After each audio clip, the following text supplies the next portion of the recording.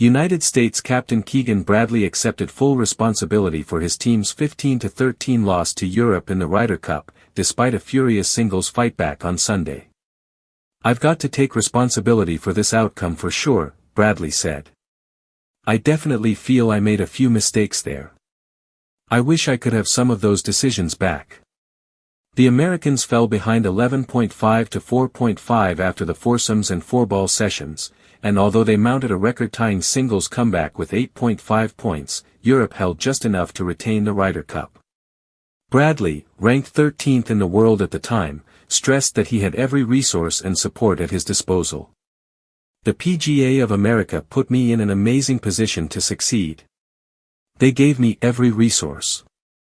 They gave me every option. I had everything at my fingertips. This is no one's fault but mine. When you are the leader of the team, and you lose, you have to take the blame."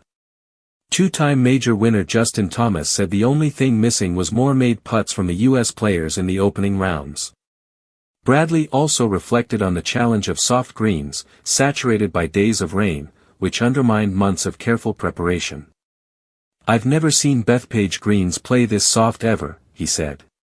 His setup choices mirrored typical PGA Tour events, which both teams were familiar with. "I definitely made a mistake on the course setup. I should have listened a little bit more to my intuition," he admitted. Bradley emphasized that at the Ryder Cup, the captain bears ultimate responsibility. "At a Ryder Cup the captain is to be blamed or to be celebrated. We all have to do a better job, but most importantly I have to do a better job as a captain. I feel like the guys have played pretty well. The Europeans have just played way better." He praised Europe for one of the most dominant road team performances ever seen in any sport. "They've played incredible.